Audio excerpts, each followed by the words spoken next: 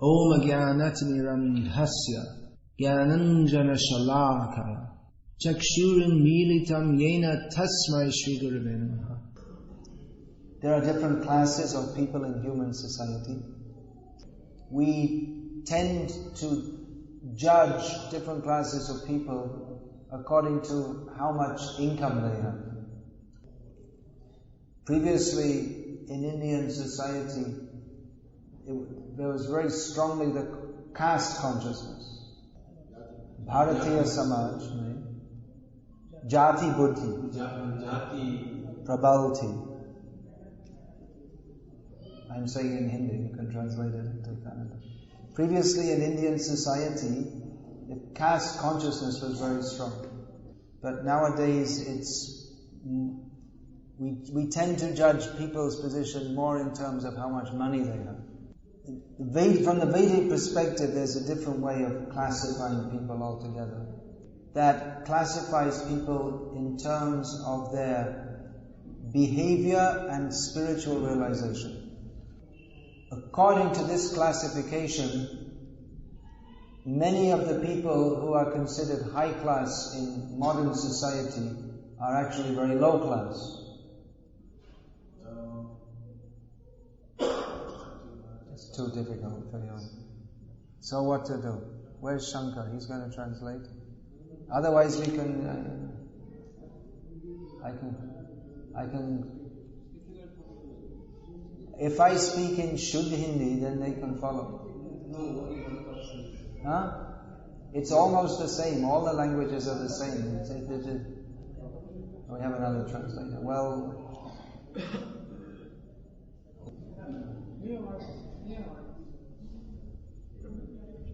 yeah, according to Vedic classification, many people who nowadays are considered high class are actually low class.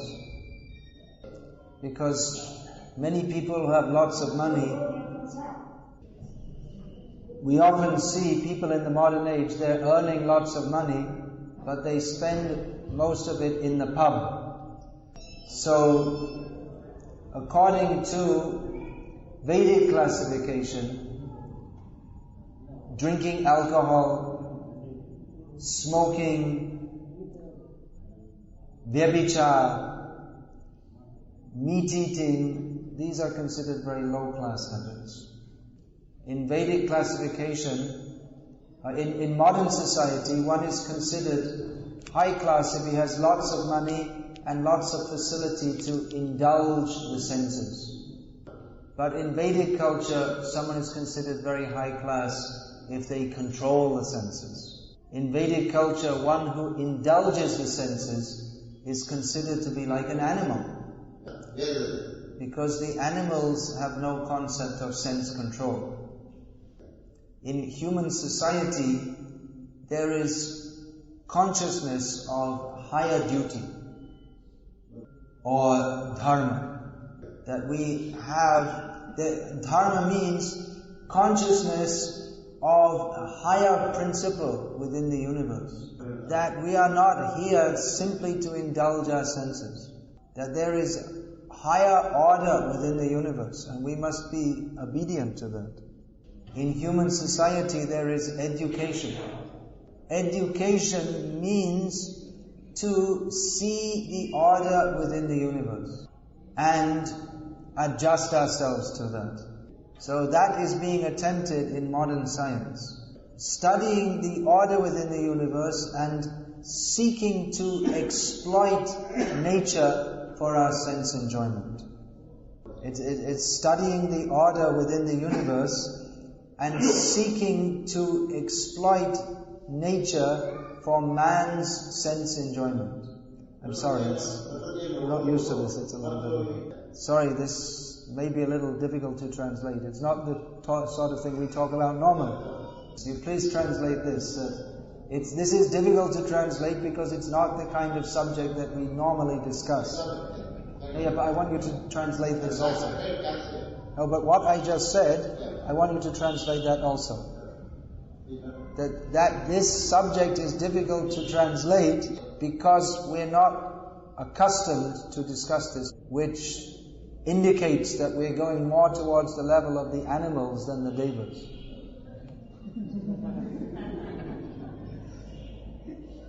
We should discuss this subject regularly.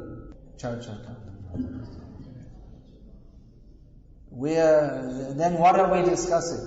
We're discussing how we should try to enjoy ourselves and live comfortably within this situation. But one of higher intelligence will see that we're not going to be in this situation very long. You still have the sound? So we should consider, what are we doing here? What is our purpose in life? If we examine our situation, we will see that we are not the controllers of our situation. To attempt to enjoy this world means to attempt to control it. But if we examine, we'll find we're not the controller. We are in every respect controlled. We are in every respect controlled. Just like now it's cold in Bangalore. So if all the people of Bangalore come together and make a vote, it shouldn't be so cold. Will that change the weather? No. You can put on some warm clothing, but we cannot control the temperature. This is not a very difficult thing to understand. That we are controlled and we are not the controllers. But due to mass madness, we neglect the fact that we are controlled. Because everyone is absorbed in trying to enjoy the senses, we also follow. So here tonight we are appealing to the intelligence of people. We have heard that there are many intelligent people in Bangalore. In modern India, they think intelligent means speaking English. Although previously it was considered that if one could speak Sanskritam, that was considered intelligent. But now it's all upside down, back to front, inside out. Upside down means ulta siddha. That if you can speak Mlecha Bhasha, that's considered very high class. If you can speak Mlecha Bhasha, means English, or French or German. There are so many IT experts in Bangalore. How do you say IT in Canada? IT. Anusandhan Vidya, something like that. Information technology.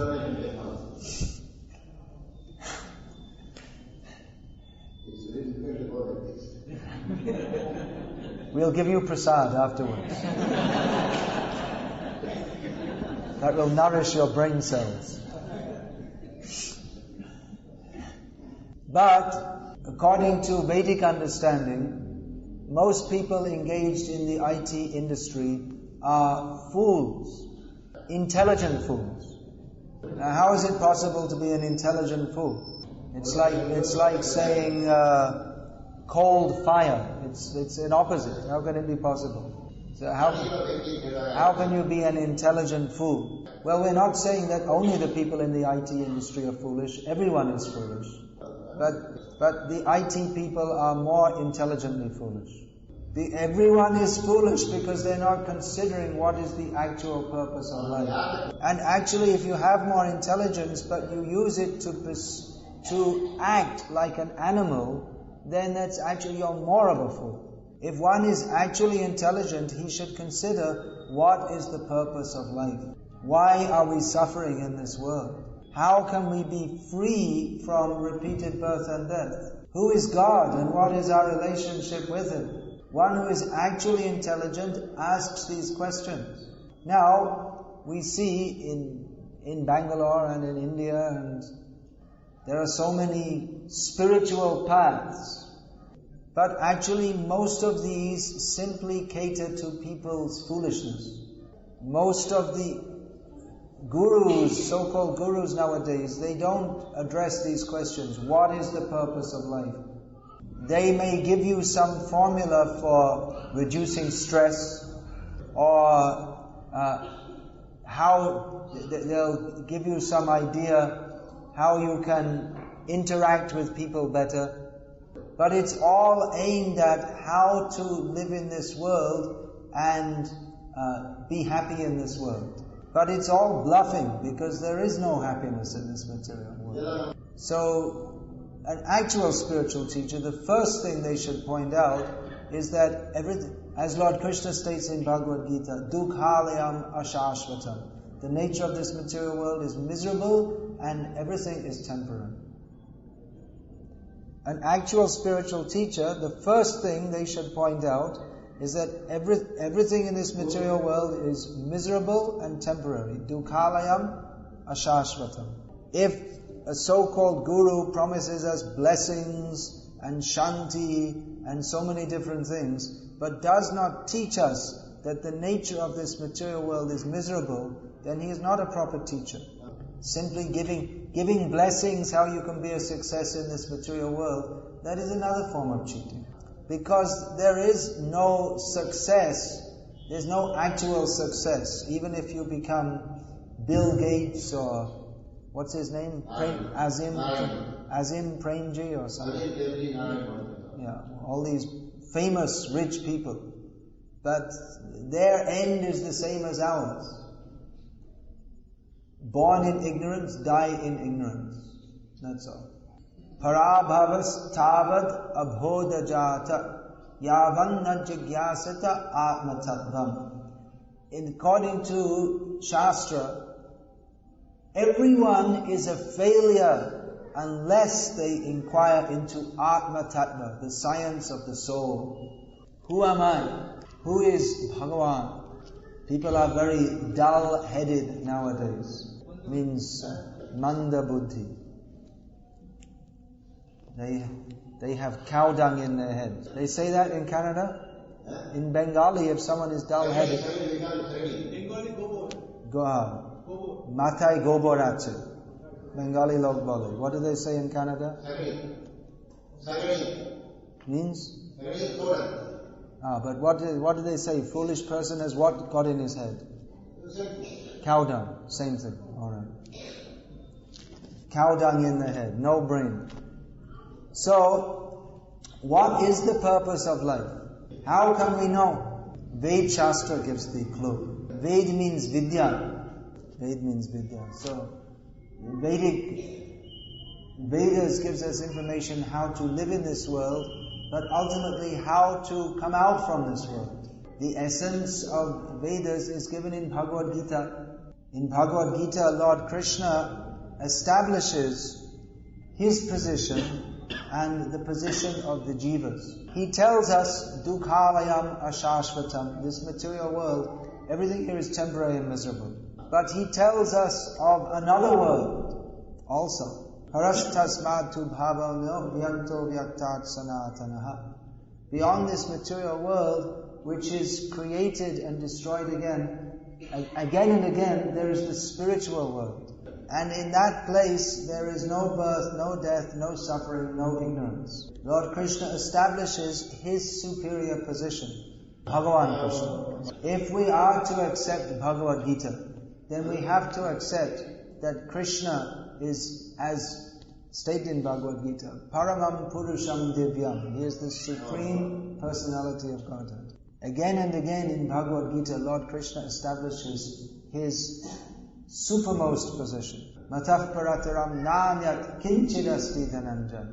He says that there is no one equal to me or greater than me. Aham sarvasya prabhavo matas sarvam pravartate. Everything comes from me, Krishna says. Everything is depending upon Krishna. He is the supreme controller. We are controlled. The controller is ultimately Krishna. Krishna does not directly control this material nature. He does it through his shadow energy called Durga. And what is the nature of the jiva? Mamayvangsho jiva loke jiva bhuta sanatana. The jiva is the eternal, fragmental part and parcel of Krishna. So actually, it's not a very difficult thing to understand. Of course, in Vedic philosophy, there are so many complex points. But the essence is not difficult to understand. Simply we have to understand that we are not the body, we are Atma. We are eternal, And we have our eternal relationship with the Supreme Eternal. You got that? We have our eternal. That Supreme Eternal is the Supreme Personality of Godhead, Krishna. And we can only be happy by accepting our position of servitorship to Him. That can be very easily understood by chanting the Hare Krishna mantra. It is a very easy thing to do. Simply by chanting the Hare Krishna mantra, we can understand the essence of all knowledge. Because chanting Hare Krishna means to call out to Krishna, that Krishna, I am your eternal servant. Please engage me in your service. Now often we think that for spiritual life, we should take up some very difficult process. We think if something is very difficult, then it must be very good. And chanting Hare Krishna is very easy. One doesn't require to be an IT professional to chant Hare Krishna. Anyone can chant Hare Krishna. So we tend to think, not very important. We tend to think that's not very important. But actually, because chanting Hare Krishna establishes our loving relationship with Krishna, which is the topmost position of spiritual life, then chanting Hare Krishna is there are two terms, sadhya and sadhana. There are two terms, sadhya is a Sanskrit word, sadhya and sadhana. Sadhana, that means the method of spiritual practice. Sadhana is the method of spiritual practice, and sadhya that means siddhi. That means the goal which is to be attained by sadhana. So Krishna is the Supreme Personality of Godhead. Bhagavan Krishna Param Purush Hey, or whatever you say in Canada. He is the Supreme Personality of Godhead. Param Purushottam Bhagavan. Param Purushottam Bhagavan. And we are jivas. The jiva is every jiva is his eternal servant. So the perfection of spiritual life, adhyatmic, in adhyatmic jivan, the param siddhi, is simply to understand that I am the eternal servant of Krishna. This can be attained very easily by chanting the names of Krishna. We may say, well, that's very easy. That is very easy. It's the natural method. We may think, just like if you're feeling thirsty, then the natural thing to do is to drink some water.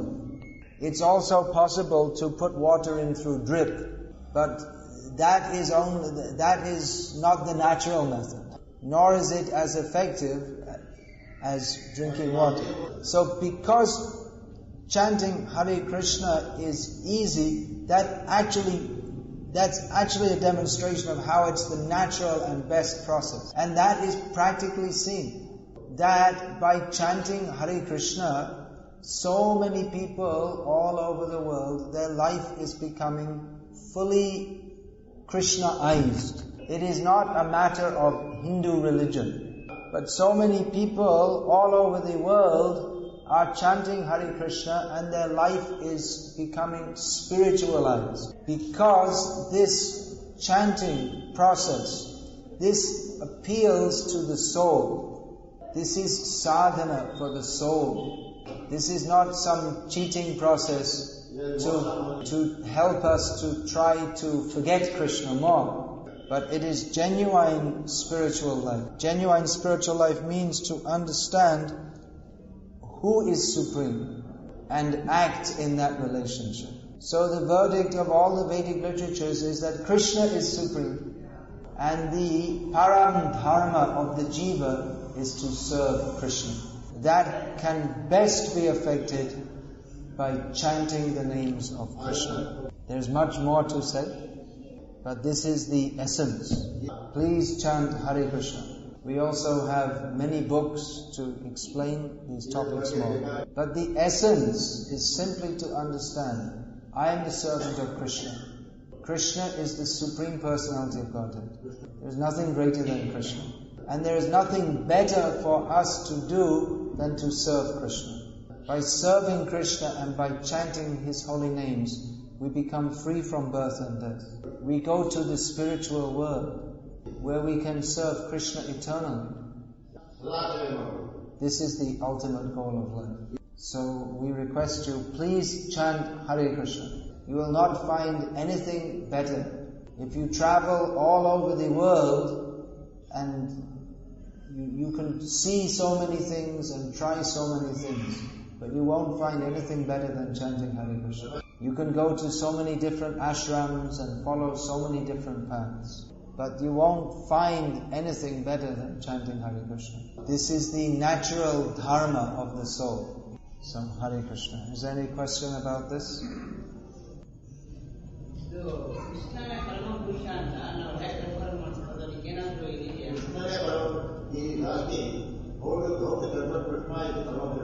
How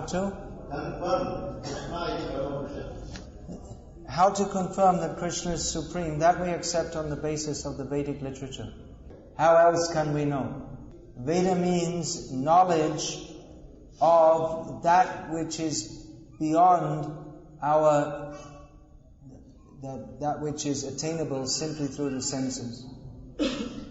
We can attain knowledge of the material world through measurement, by seeing, touching, tasting, smelling, feeling. This is pratyaksha jnana, and we can measure. What is the length, breadth, height? What is the temperature? What is the speed? What is the specific density of liquids? That you have to say in English. And so on. Science means to measure. And by measuring, we can ascertain certain facts about the material world. But by definition, Bhagavan is immeasurable. So we cannot find who is Bhagavan with a Bunsen burner. Wait a minute, we didn't finish. I didn't finish it. He says, we are not living in the 38, and now it is proved, Varka was immersed like that. Historically it can be proved that he is Paramahansa. Krishna is, what is he saying? There's no historical proof? He is saying plainly that we have to judge only on Vedanta, that is only belief. Historically, it be proved that he is Paramahansa. Well, if you have faith in historical method, then you can follow that method. Maybe. Proof means you have to have faith to accept the proof. What we call proof ultimately rests on faith. You have faith that the world, this planet is heated by the sun, isn't it? But you don't have proof of that. It appears to be axiomatically true, but we don't have proof.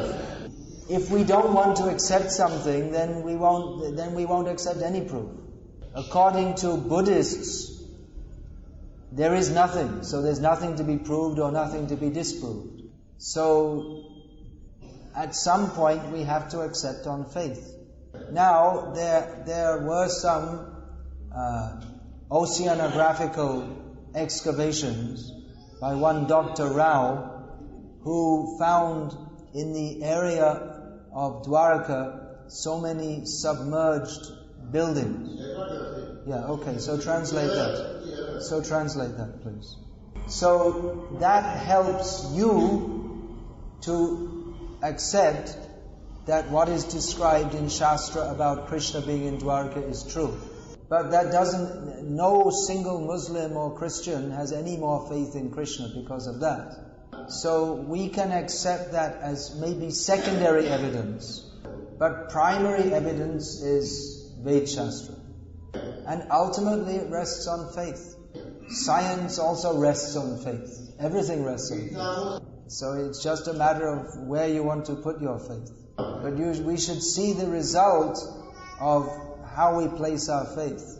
If we don't have faith in any religion and we have faith in drinking beer, then we become a drunkard. And from the civilized perspective, we simply become extremely low class and foolish. So we can judge also, we can see. If one's faith is pure, then his life should be pure also. If we accept what Krishna teaches in Bhagavad Gita, then we should follow. The result of that is that we shall become purified. That we find all over the world, so many people have given up eating meat and drinking wine and vyabhichar and all these things on the strength of chanting the Hare Krishna mantra. But one bishop in Russia recently said that Krishna is an evil demon. One bishop in Russia recently said that Krishna is an evil demon. So anyone should be able to see that people, by chanting Hare Krishna, their lives become purified. But the bishop, he doesn't see that, because he thinks that it's religious to eat meat and drink wine. So everyone has some kind of faith. Shraddhamayo yam purusha.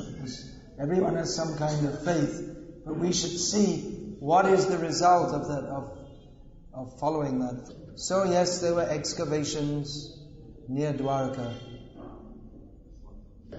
but as I say, that is not mukhya pramanam. That is gona pramanam. It's all right. We're not against it. It's all right. But mukhya pramanam is Shastra.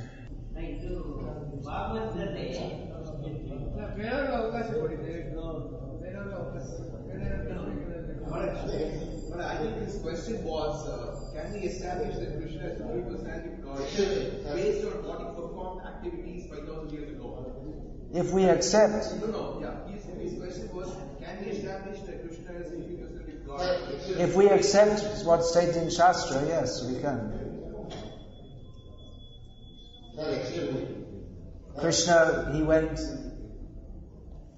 he showed the universal form. He went to Mahavishnu, he went to Sutala, he went to Yamaloka. He did so many extraordinary things. She's going to translate. All right.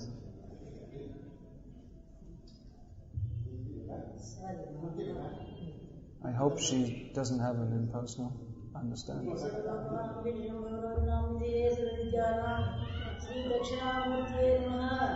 No, she can't explain. Dakshinamurti, this is out of control.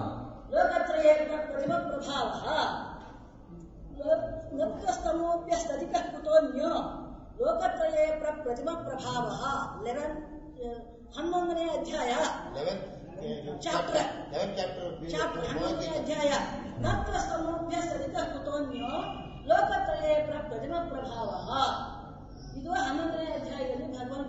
That's very nice. There are so many.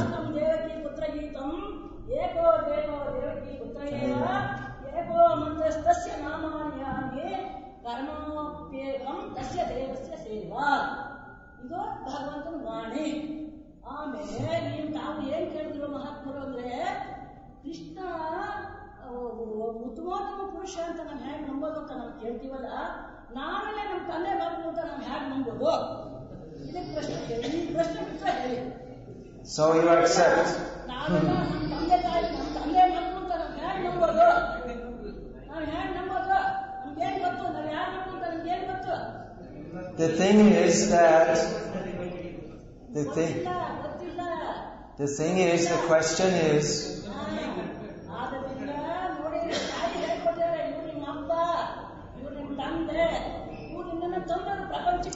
is out of control.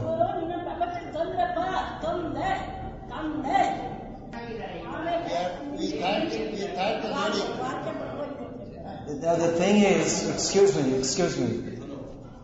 The thing is, we're trying to understand this not simply by, you see, this lady has very nicely quoted from Shastra, but then someone else will come in and say, Allahu Akbar. And someone else will say, Jesus is the way. So we're trying to understand from the impartial, intelligent platform. Jesus is Christ, Christ. Alright, but we're just trying to understand from the impartial platform.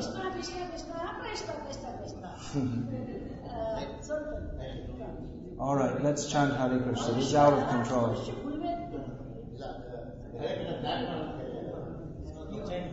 Chant Hare Krishna.